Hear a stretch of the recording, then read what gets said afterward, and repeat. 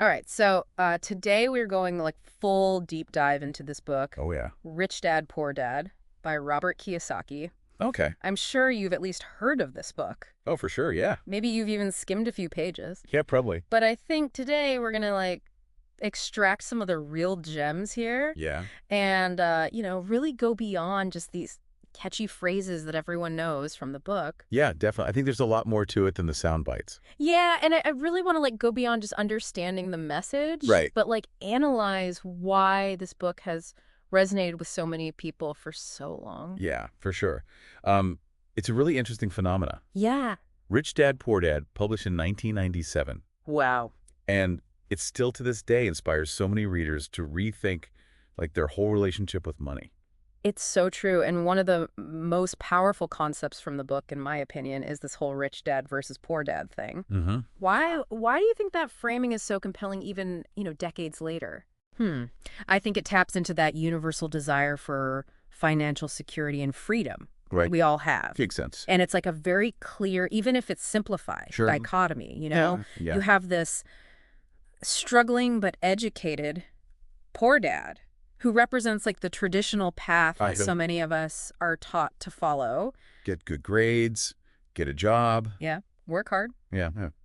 And then there's the rich dad who, despite like not having all that formal education, achieves success through, savvy investing and entrepreneurship. Exactly. So it really challenges like conventional ideas Yeah. about what success actually means. I love that. And it really makes you question, like, are we really being taught the right things about money Right. growing up? Totally. And Kiyosaki uses this really interesting example comparing his two dads' advice. Mm-hmm. So his poor dad really urged him to get those good grades Right. so he could find a secure job. Yep. But the rich dad pushed him to like understand financial literacy. And to make his money work for him.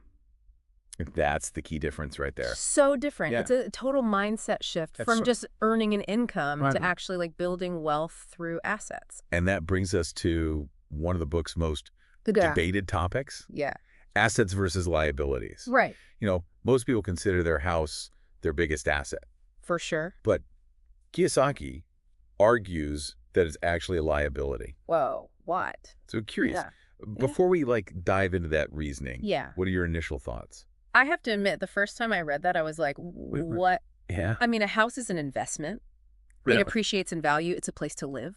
How could that be a liability? Well, Kiyosaki kind of challenges that traditional view. Yeah. By focusing on cash flow. Okay. He argues that even though a house might appreciate in value over time, it also comes with all these expenses that never seem to end. Yeah, for sure. Like your mortgage payments, property taxes, insurance. Yeah. And then there's the maintenance. Oh, yeah. Always something. Always something. Right. So unless you're renting out part of your house and you're making enough income from that to cover all of those costs, it's actually taking money out of your pocket every single month. So it becomes a liability. Exactly. Instead of an asset. Instead of an asset. Okay, that makes sense. Yeah. When you look at it from a pure cash flow perspective. Pure cash flow, yeah.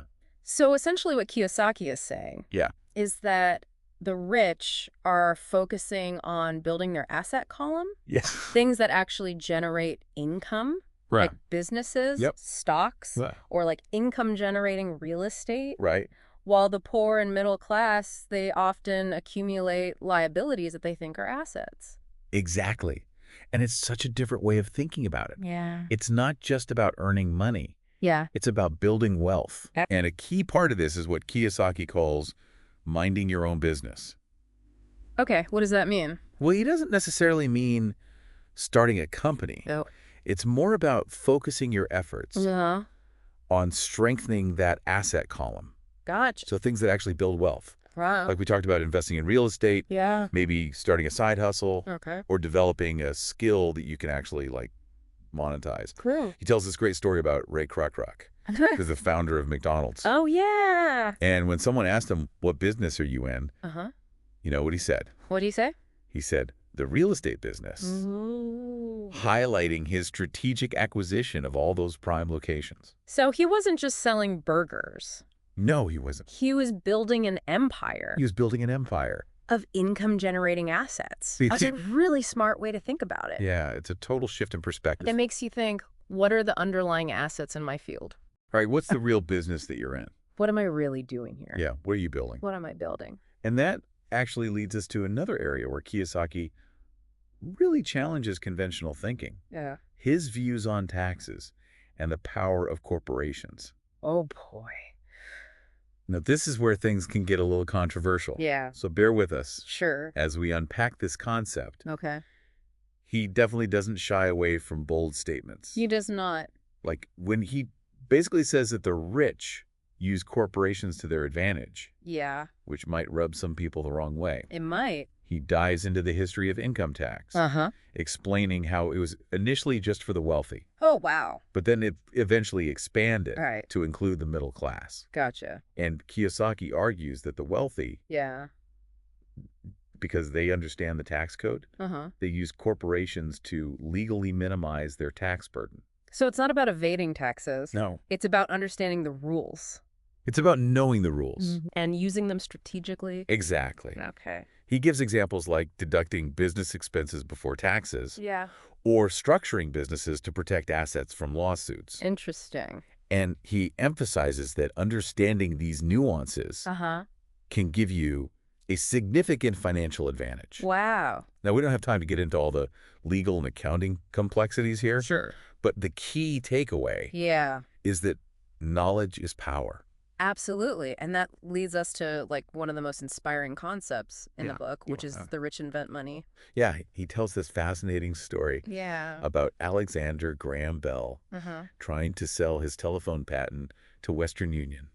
Wow. For a measly $100,000. What? Imagine if they had taken that deal. Seriously. Can you imagine? Yeah. It's crazy to think about that missed opportunity. It really is. And Kiyosaki uses this to show that creating real wealth often comes from innovation, from seeing those opportunities that other people just completely overlook. So he encourages his readers to think outside the box. Yeah. And come up with creative solutions. I love that. And then to really walk the walk. Yeah. He shares a story about a real estate deal he made.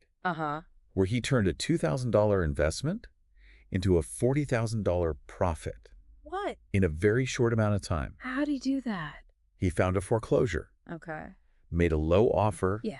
And then quickly resold it. Wow. So simple. Right. But so powerful. It shows that anyone can invent money. Right. If they have the right knowledge and a bit of courage. And it's not just luck. No, not at all. Right. This wasn't gambling. It was calculated. Yeah.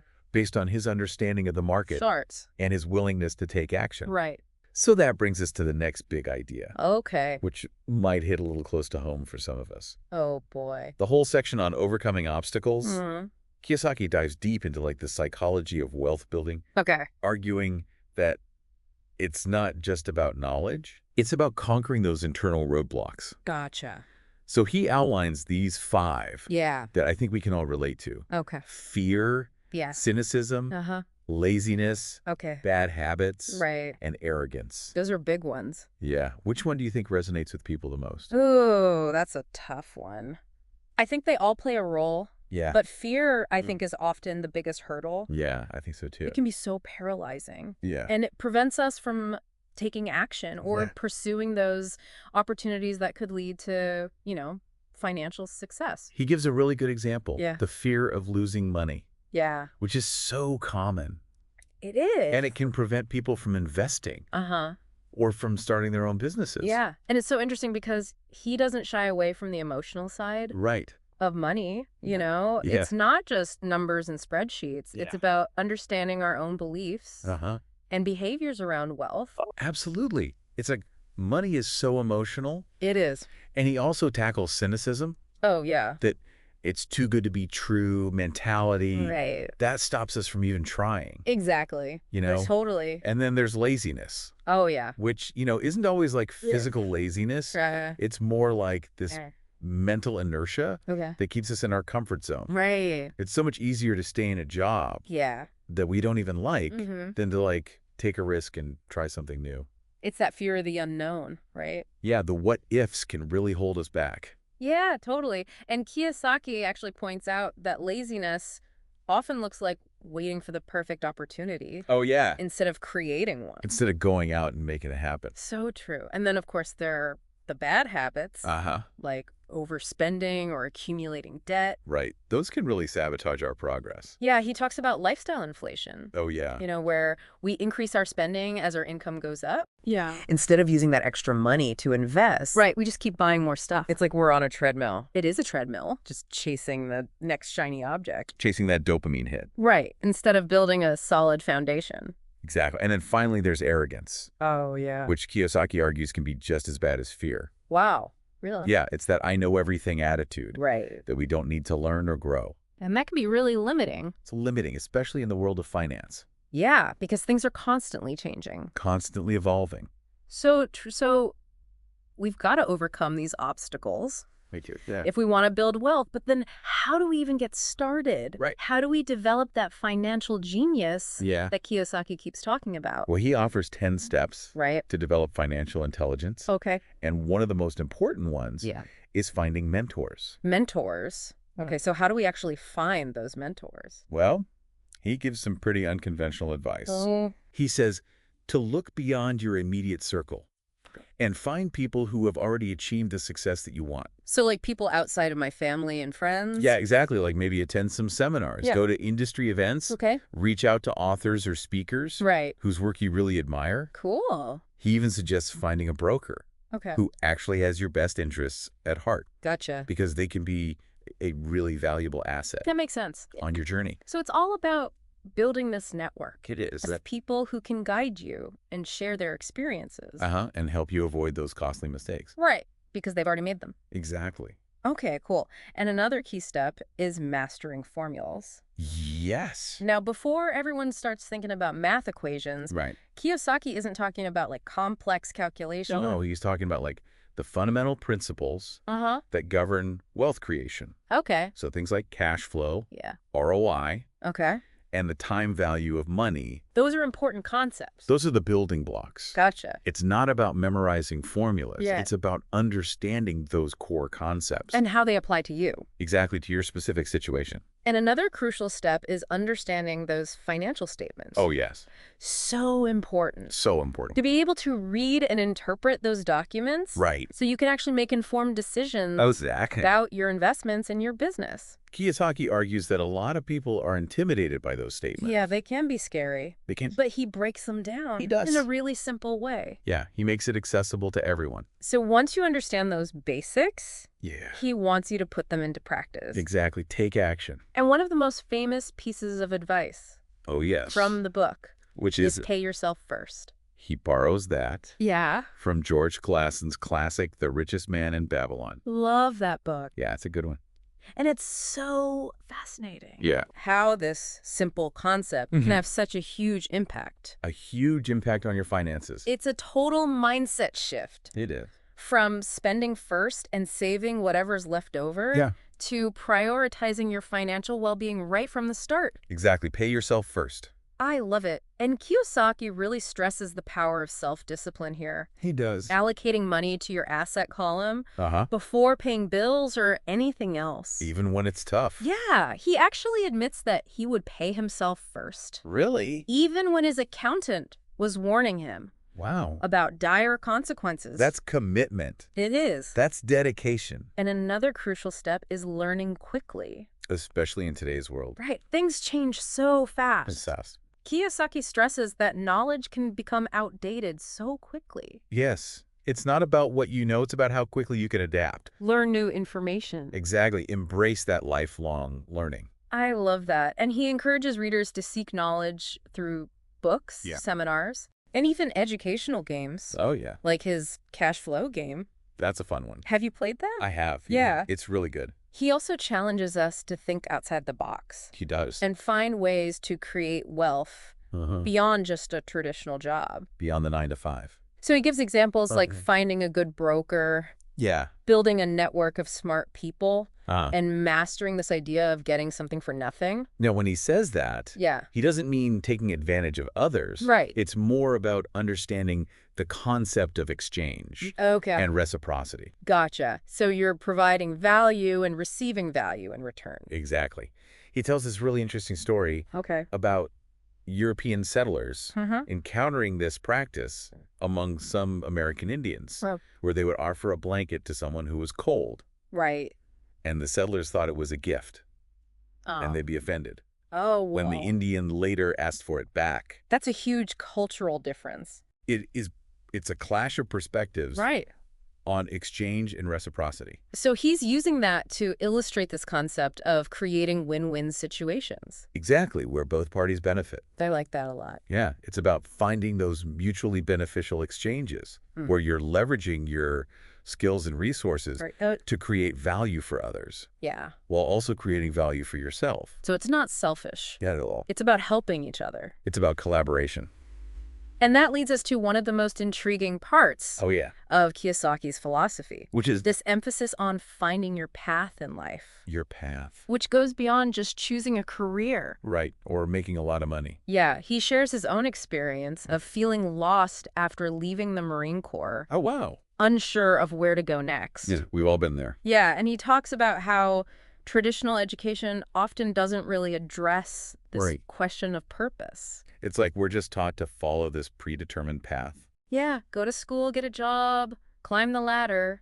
But without really exploring what we actually care about. What we're passionate about. Exactly. And Kiyosaki argues that finding your path is a personal journey. It is. Filled with twists and turns. Yeah, it's not always a straight line. He encourages us to trust our intuition, explore different options, and be open to unexpected opportunities. It says, your path is not your profession, how much money you make, your title, or your successes and failures. Wow. Finding your path means finding out what you were put here on this earth to do. That's so powerful. It's about looking beyond those external markers of success and connecting with our deepest values. And sometimes that path isn't found through traditional channels. Right. So Kiyosaki actually shares how attending a personal development seminar reignited his passion for learning. Really? Even though it had nothing to do with his previous studies. That's so interesting. So he's highlighting the value of seeking knowledge outside of those conventional institutions, exploring different perspectives and approaches to life. He wants us to be open to new experiences. Yeah. And to trust that our path will unfold. As we continue to learn and grow. Exactly. It's about embracing the journey. With all the ups and downs. All the uncertainties. And trusting that we'll find our way. If we follow our hearts. And pursue our passion. He also acknowledges that finding your path isn't always easy.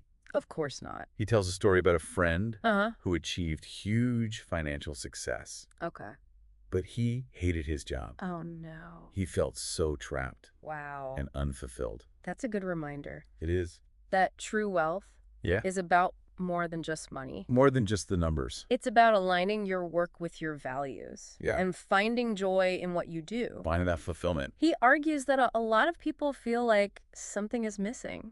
Yeah. Even if they've achieved a certain level of financial success. It's like there's a void. Yeah, and he challenges us to question that conventional path. Yeah. And consider alternative ways to create a life that is both financially rewarding and personally meaningful. It's about finding that balance. And he emphasizes building a support system of people who share your values. Your tribe. Yeah, he talks about the cash flow clubs he created as spaces for people to connect and learn from each other. Yeah. And practice those financial skills. In a safe environment. Exactly. It's like having a team. It's so important to surround yourself with people who inspire you and challenge you. People who support you on your journey. And Kiyosaki also stresses the importance of teaching others. Oh, yeah. And sharing your knowledge. Pay it forward. To create that ripple effect of positive change. Exactly. He believes that financial literacy is essential for everyone. I agree. It empowers people to take control of their lives. Absolutely. And create a better future. For themselves and their family. And for the world.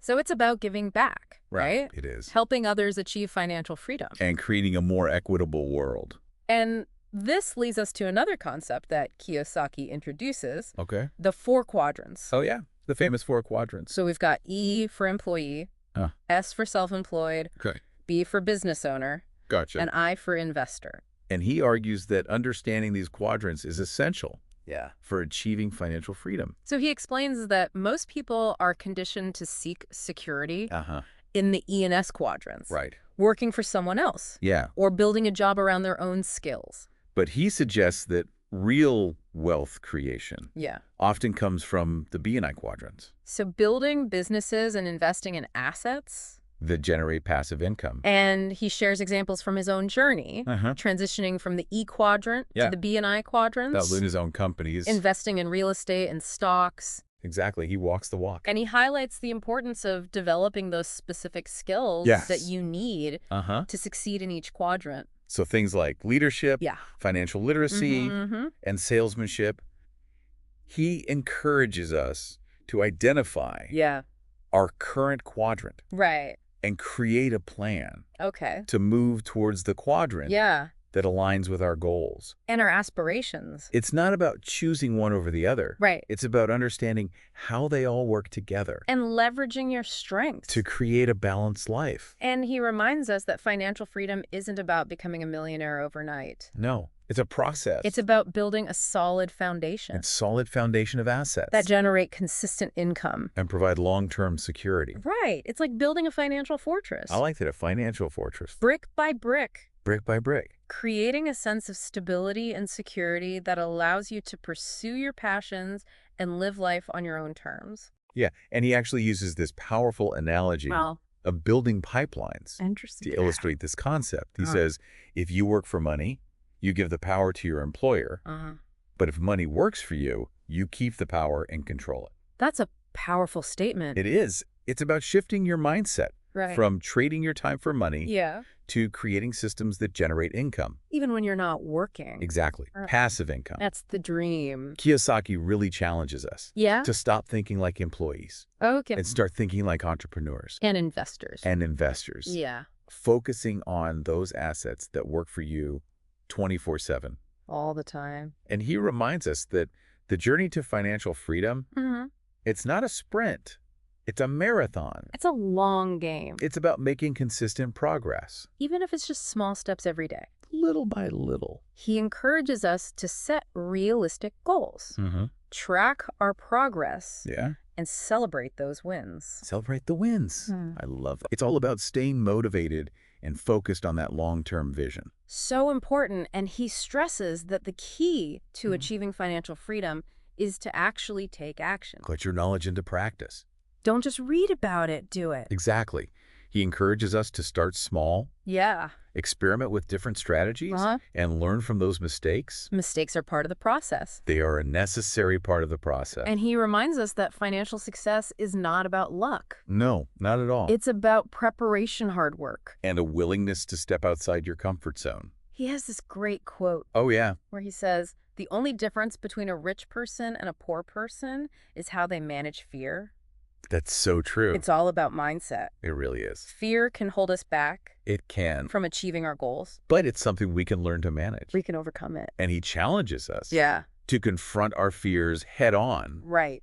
To embrace risk. As part of the process. And to believe in ourselves. I love that. And it's not just about accumulating wealth for ourselves. Right. Kiyosaki also talks about the importance of finding your passion and aligning your financial goals with your purpose in life. He asks this really thought-provoking question.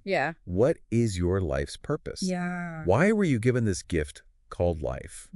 And what is the gift you give back to life? That's deep. It is. It makes you think about what really matters. More than just money. Exactly. It's about using your resources to make a positive impact on the world. So we've got to seek work that is both financially rewarding and personally fulfilling. Find that sweet spot. And leaving a legacy that goes beyond our own lives. And a big part of that is giving back. Sharing your wealth with others. Kiyosaki says, often just the process of thinking of what I want and how I could give that to someone else breaks free a torrent of bounty. I love that quote. Just so He wants us to have a mindset of abundance. Believing that there's enough for everyone. And that giving generously actually attracts more wealth and prosperity. It's like that saying, the more you give, the more you receive. Exactly. It's about creating that ripple effect of positive change. Using our resources to uplift others. And make a difference in the world. So as we wrap up this deep dive into Rich Dad, Poor Dad, I think it's clear that Kiyosaki has given us a lot to consider. A lot to think about. He's challenged us to think differently about money. About work. About investing. And ultimately, the biggest takeaway is that financial freedom is achievable. For anyone. For anyone who's willing to put in the work. To develop their financial intelligence and take action. He encourages us to start today. Today. Even if it's just one small step. Towards our goals. He reminds us that every journey starts with a single step. And that consistent effort over time leads to amazing results. He says, the choice is yours and only yours. Every day with every dollar, you decide to be rich, poor, or middle class. So powerful. It really is. It's about taking control of our financial destiny. And making those conscious choices. To create the lives we want. So what are we waiting for? Let's go build those pipelines to financial freedom. Let's do it.